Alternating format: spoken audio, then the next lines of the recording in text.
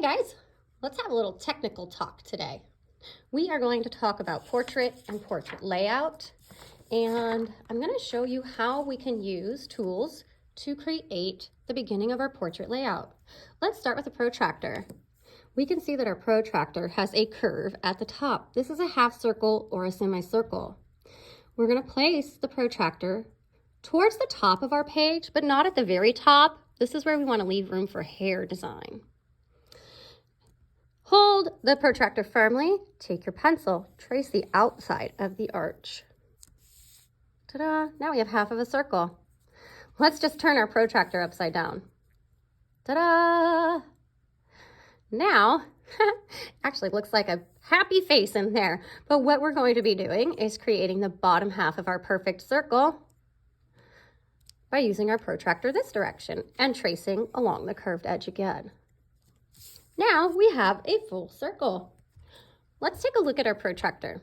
Along the bottom is a series of numbers. On this straight edge is a series of numbers behind the colored line, or in front of the colored line, I should say. I'm going to read these numbers. They are inches. I see 1, 2, 3, 4, 5, and 6. So we know that our face is 6 inches wide because this is the tool we use to draw our head.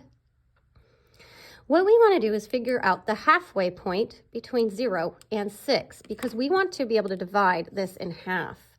So if we have a total of 6 and we divide that by 2, it equals 3. So let's count over 3 inches. 1, 2, 3.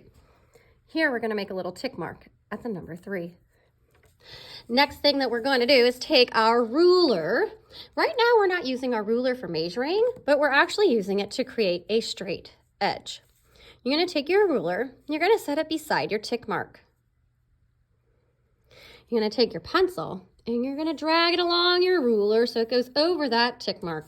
A nice long line. We don't want it too dark because this is a guideline that we will be erasing eventually. What about a chin, you guys? Let's see how we can add a chin on here. I'm going to go at around this point and make a tick mark.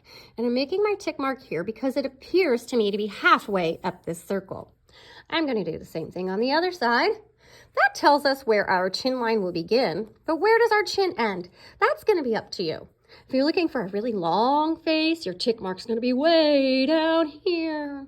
If you're looking for a very short face, your tick mark's going to be way up here. I want one kind of in the middle, so my tick mark's going to be right about there.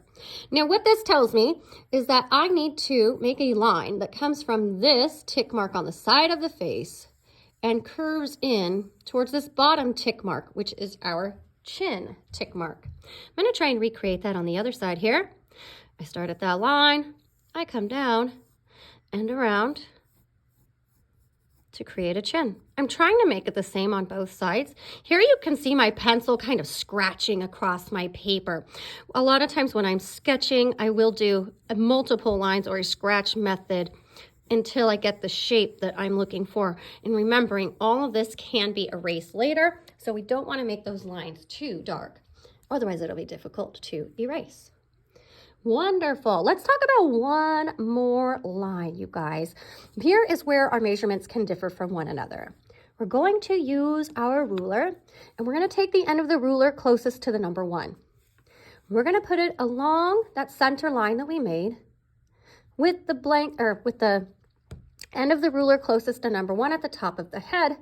We're going to follow down the ruler until we see the number that's closest to that line we made for the chin. Here you can see number 8 is right at that chin line. So I know that my head is 8 inches tall. I want to figure out the halfway point between 0 and 8. We know that half of 8 is 4, right? 8 divided by 2 equals 4. So let's count down 4 inches. 1, 2, 3, 4. And I'm going to put a tick mark right here. The next thing that we're going to do is actually extend this tick mark all the way across the face. And this line actually becomes our eye line.